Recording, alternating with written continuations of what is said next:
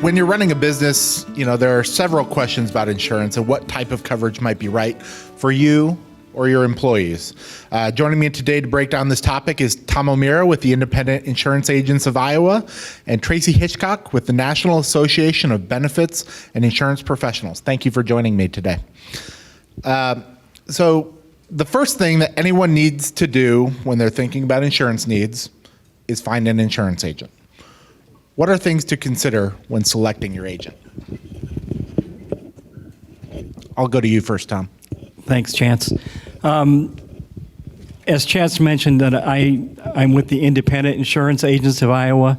What that means is people who work in my organization, they represent a lot of different companies, but it really doesn't matter where you go to find insurance. The important thing is that you find an agent who you can trust, who you're comfortable with, who is hopefully in your community. I'm kind of one of those, when it comes to insurance, anti-computer type thing. I think it's really important to go find an individual person you can talk to, so when you have questions, they're there. If you have a claim, they're there to help you. And when you go on the computer to buy insurance, number one, you generally don't know what you're buying. Number two, when you do have questions and need somebody, the computer won't talk back to you. So it's just really important to reach out to people in your community who you know through church, school, the bar, wherever, and to help you and help you with your needs. Thanks, Tom. And we do want to make sure that these insurance agents are licensed, correct? So you can always go to the you can always go to the Iowa Insurance Division website, iid.iowa.gov, and you can always double check, and make sure that your insurance agent is licensed. Can you quickly go into maybe a difference between a captive agent and an independent insurance agent? Absolutely. You often hear captive insurance agents or companies or independent insurance agents or companies.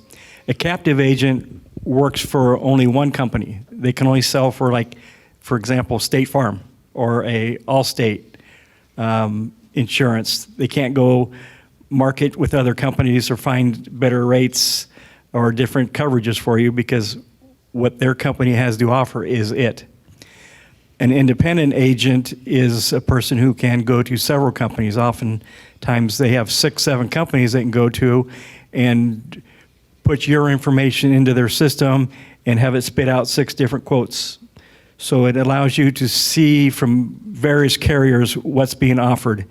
I'm not sitting up here to advocate for independent insurance agents. That's not my job today, because I think it's important, no matter who you have or who you use, like I mentioned before, that you feel comfortable with that individual and are able to reach out when you need them.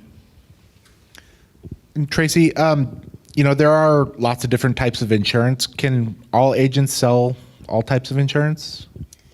No, that's a great question. And I'll just kind of piggyback on what Tom was sharing about finding your person, right? It's really important that you find a representative or an agent or a broker who talks your talk, is a good listener, understands your business or understands your personal situation, so that you have the ability to strategize around the purchasing. And I'll speak for myself. I'm a health insurance agent, and I've been a health insurance agent for over 20 years. I know that's hard to believe because I'm 30, but I've been in this business for a while, and wow, how the health insurance market has really changed. If I think about where we were even 5, 6, 7 years ago compared to where we're at today.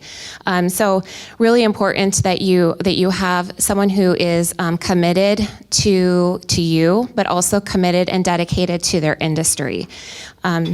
In the health insurance space, we have insurance agents who are healthcare.gov marketplace certified, who assist individuals and families with purchasing of health insurance. Well, we also, of course, even just sitting in this room, we have small and large employers. So depending on the scale of your business, we have agents and brokers who might specialize more so in the small or in the large group market space as it relates to employee benefits. So definitely there are in my space and in my arena, we have agents that specialize in various tracks, if you will. I am here not representing my insurance agency today. I am here actually representing the industry association, the National Association of Benefits and Insurance Professionals, NABIP. And what I would share too, it really doesn't matter if your agent or your broker is with a large agency or a small agency, or if you're working with a representative who is an independent. But what I would say is that the folks, our agent colleagues, those that are associated with NABIP, we do tend to really we're the boots on the ground, right? So we are watching all the legislative activity. We are really working on professional development initiatives. So I'd say that oftentimes too, ensure that the agent that you are working, again, is committed to the industry because things are changing by the moment when it comes to healthcare benefits. And so you need someone who's really keeping you abreast of not only what does your premium and your plan look like from year to year, but also the impacts on what's going on in the market and how that might affect you or your business. Thank you very much. There are many business owners and managers here in the audience, and I am sure that the first thing, most important thing that they like to do is shop for insurance, right? How often should they be doing that? Because, it can, not exactly be the most fun thing, but it is a very important thing. How often should they be re-looking at their coverage, et cetera? Can I take that one? Let me start. I really think it's important, especially in this healthcare benefits landscape, that you're looking and you're sitting down with your agent representative. Every single year, you should be considering the opportunities and the options that are in the market. We have something going on right now, too. I would just mention, things are changing moment to moment, it feels like, right, when it comes to healthcare and benefits. And things that are happening in the healthcare space, so not insurance, but in the healthcare space, have trickle-down effects, of course, to how we purchase our insurance policies. So I think it was just a couple Mondays ago that the Biden administration signed the end of the COVID pandemic, national emergency. And so while that doesn't scream insurance, it does have a very large effect on what's happening for all of us. So as we're sitting in the room here today, it's possible that some business owners may have employees that are currently receiving Medicaid benefits. And of course, during that national pandemic, individuals who had qualified for Medicaid benefits and assistance, there were no true verification income checks or income verification checks going on. So really folks were extended on Medicaid and had extended eligibility for their healthcare benefits without questions being asked, if you will. So as those Medicaid, as the national emergency comes to an end, what we will begin to see in the state of Iowa is that Medicaid beneficiaries, some folks that are currently on Medicaid, but due to income or job changes, changes to household tax filing status changes, things along those lines, may actually result in those Medicaid benefits coming to an end. So what we are anticipating is that a lot of households are going to receive letters and notifications in the mail that their current health care benefits would be, potentially coming to an end. Well, that has an impact, of course, on us, right? So reaching out to your agent and your representative is an important thing. We do have the health insurance marketplace and access to some subsidies in the health insurance marketplace. So as Medicaid benefit changes are occurring, it's really important that you have someone that you can trust to sit down one-on-one and counsel you through what would it mean to me if my Medicaid benefits ended and what are my next steps. Tom, from a property and casualty perspective, or even a workers' comp perspective, how often should they be reviewing those coverages? Whether it be a child care center or an in-home child care, what should they be doing? you should review with your agent every year, at least once a year. And that should be, if your agent is doing their due diligence, they should be coming to you and saying, hey, Chance, time to sit down and go over your coverages, see what's changed. Do you have a new car? Do you have new equipment in your building? Do you have new whatever, new roof? I think it's important to point out that we all get solicited by insurance agents or whatnot. Be careful. Know what it is they're giving you when they give you a new quote, because things change in policies that you might not notice. You may be paying $1,000 a month for a policy, and this agent says, hey, I can get you that policy for $600 a month. And you're thinking, yeah, that's going to save me $400 a month times a year. But it's not the same coverage generally. Your deductible might go from $500 to $2,500. Your coverages may be less. You may not have certain coverages your other coverage afforded, some kind of sewer backup coverage or endorsement. So always be wary of, yes, shop around, yes, talk to your agent, go over your policy. But when you get solicited for new insurance, make sure you know what it is you have now and what it is they're offering you. Very important. Yeah, I think that goes back to one of the points that we always make at the Iowa Insurance Division is you do actually have to read that insurance policy. Nobody wants to, but it's easy to read, Chance. It's harder to understand. On page 8 of 96, it gives you coverage. On page 27 of 96, it takes that coverage away. So you got to not only read your policy, but that's where the agent comes in. And I don't sell insurance. I'm not an insurance agent. I run an association, so don't be calling me for for quotes. But it's hard to understand insurance policies unless you're in the business. And it's just vital that you do know, Chance is correct, you do need to know what that policy says. And I think going back to that, I think a lot of people that may run a child care center or an in-home center, is there a child care policy that I can pull off the shelf and it's a one-size-fits-all? Does that exist? Yes and no. When the insurance division reached out to me, gosh darn, it's probably been 6-8 months ago when they first began working on this project, and they said, hey, who's a large player in the child care insurance world? I reached out to my agents and said, hey, where do you get your child care coverages from? One company that stood out was a place called West Bend Insurance. That's who you have? Okay, I see a lot of head shaking.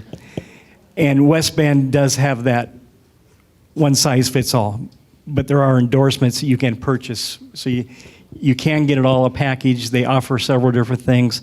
I would refer to it more as a cafeteria style, because some things you may not need enhance that. Wonderful. So it is important to, find the things that you need, take away the things that you don't, work with an agent to determine that. But on the healthcare side, we have everybody in here from, a one-person company working in their home to, much larger centers with employees. Is there a child care, healthcare, off the shelf? No. So unlike the commercial insurance market, the same rules and laws really kind of apply to all of us. It'll be more market segment specific. So again, if we're a large employer, if we have, 51 or more employees, we may be subject to the ACA rules for applicable large employers and have to comply with certain ACA reporting. Or if I'm a small employer, those set of rules wouldn't necessarily apply. But when it comes to benefits compliance and benefits, it's an open market. Number one, we all have the ability to go to any carrier, any market that is selling health insurance, like in the state of Iowa, and we're all subject to this same set of rules. Might be dictated by our market segment size only, but we don't have really too much of industry-specific scenarios going on, at least for those sitting in this room today. So, what is an underwriter, and how do they play into getting a policy from an agent? Your underwriter, we all know what an insurance agent does, but before an insurance agent can secure coverage for your facility, they have to go through what's called underwriting in a company. The underwriter is basically the ones that look at your structure, look at your facility, check your risks, see how your risks are, determine A, does this company want to cover you? B, where do you fall in the rate lines? I mean, how many risks do you have that need to be looked at when determining a rate? So it's a very important function in determining a premium and or will the company even write your facility. Can you talk about some of those factors that people might not even think about that would, contribute to, that an underwriter might look at that might be in your facility? I know we were kind of chatting about that a little bit before the panel. Yeah, in the world of property and casualty or your facilities, they'll come in and they'll look at your structures. I mean, they'll look at your roofs to see if they're safe, if they're how worn are they. They'll look at your ease of assessment. I mean, is there any danger in getting around to your facility? It's more of a safety check than anything, and it's also to make sure that your structure is current, it's abiding by the laws. You all have laws, and you know all about the laws you're upheld or you're forced to uphold. But underwriters do look at those things to make sure that you're in accordance with the state laws and their rules. So how can somebody tell if they have enough coverage, too much coverage, and then, as part of that, you obviously want the best rate. So what can people do in that regard to make sure they're getting the best rate for the right amount of coverage? You never know how much insurance you're going to need. Anybody can sue anybody, and we've seen some of the crazy suits and the results and the judgments that are coming out. So people do ask me that question all the time: how much insurance do we need, or do I need? The answer is you don't know until you have a loss. You want to make sure that your facilities, and that's where underwriting comes in, they're going to tell you what your building is worth, what your equipment is worth. They're going to insure you for those amounts.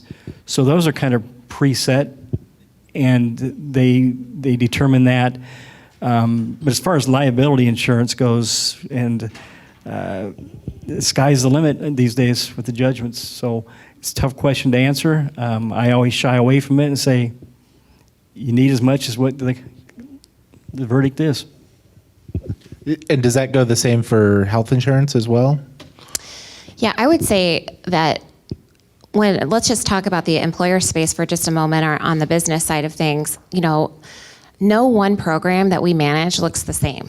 So, and it has really changed in my world. So what's really important is that there is a dialogue going on between myself and, of course, a business owner, a business leader, to understand, what is it that you need for recruitment and retention needs. We had, just last week, for example, we ran an open enrollment event for one of our clients, and sometimes I think the best way to understand this is just sharing a story.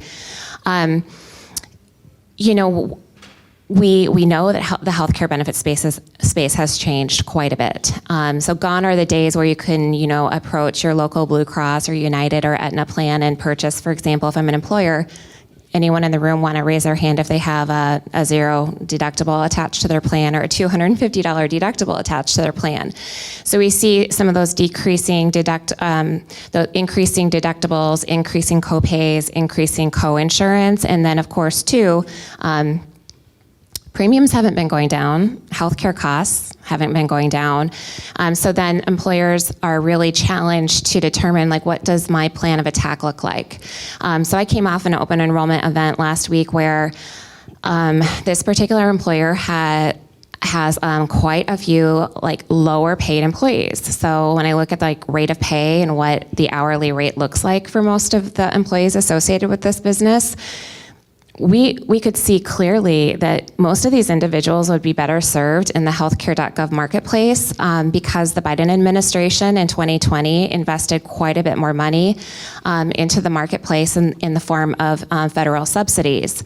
But when those employees traditionally have had access to group insurance, when the employer is trying to do the right thing, offering a plan, helping with the cost of the plan, that would prevent those same employees from qualifying for those subsidies. So this open enrollment event that I just came off of, what this employer did was they determined that it would be best if they actually did some classification of their employees, so their managers and their salaried employees would continue to actually qualify for one benefit plan, and then all of their hourly employees would actually roll into basically the marketplace. And then the employer was put together basically a tax-advantaged opportunity for them on that. So things need to look different depending on what that employer strategy is. So not one employer plan or business plan will look the same. And I think the best thing we can all do is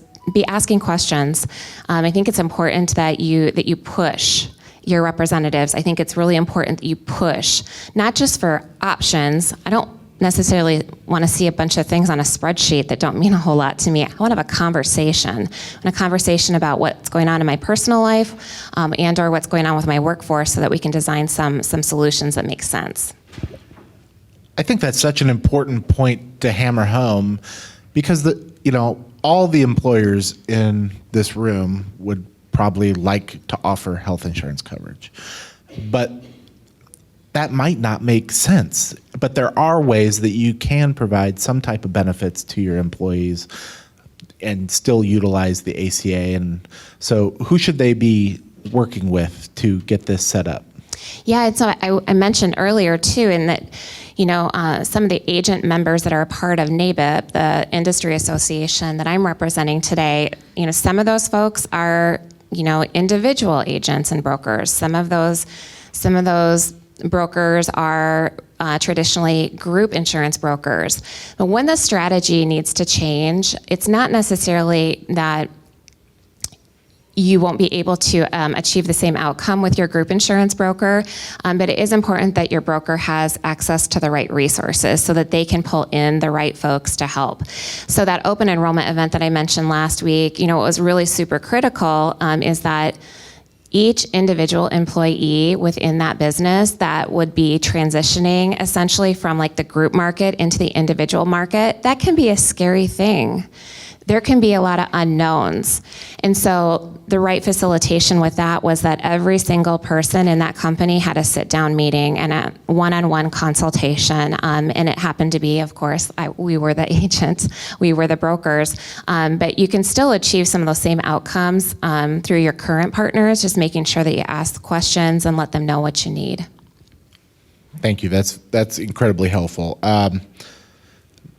Tom, can you maybe go into the difference between like a liability claim and a medical claim, and how that affects, their different insurance coverages? Yeah, that's a good question.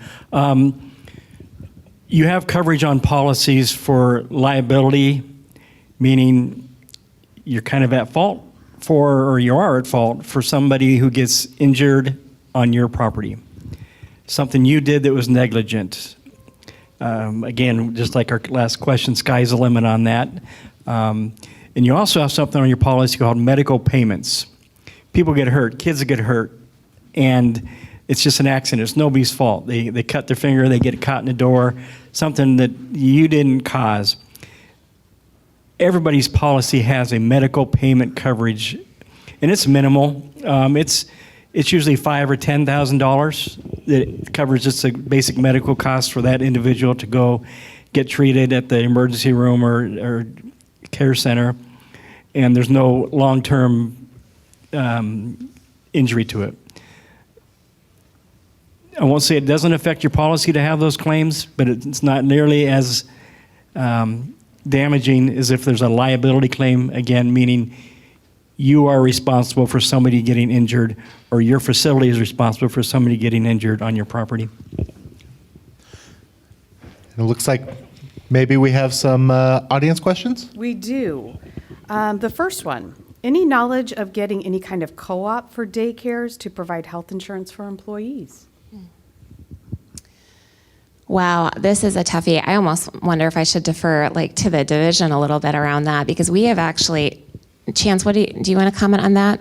Yeah, I can comment a little bit on that. I mean, the hard part about getting a co-op together is that you're going to essentially have kind of the group rates, which are what you could get kind of without the co-op to a certain extent. And so I think,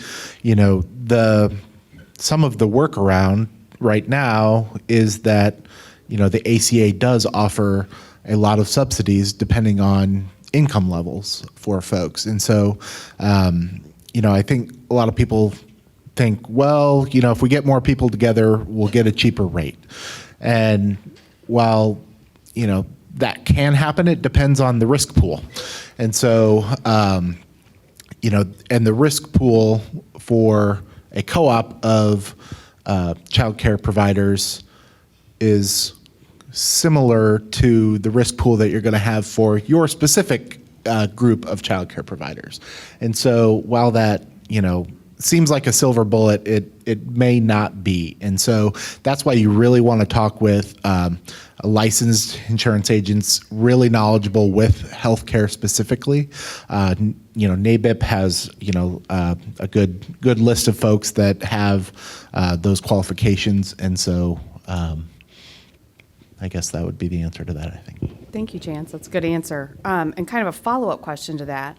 What are the current averages for deductibles and employee contributions for health insurance?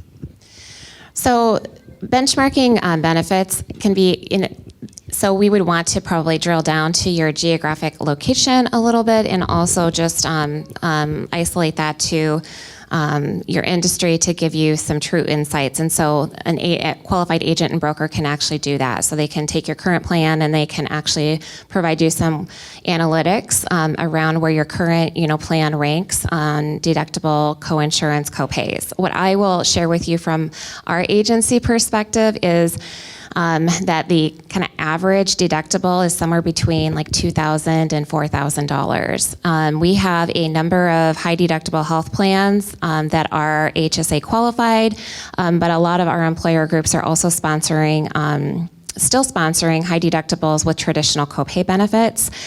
If a specific benchmarking report is desired, we do have the ability to help you with that. So we do have a booth set up. So at the close or during a break, if you wanted to come seek us out, we could take down some information and provide you with a little better information. But yeah, we're seeing the $2,000, the $3,000, deductibles as pretty much like the standard. Okay, thank you. Another good follow-up question, is there a website or location where we can get a list of health insurance agents in our area? And I will add on to that maybe with regards to healthcare.gov as well. Yeah, so there's a couple tools that are available to all consumers. So number one, if you are healthcare.gov marketplace consumer health insurance purchaser, you can be literally on the healthcare.gov system. And you can look, they have a find an agent tool on their website. And so you can plug in your zip code.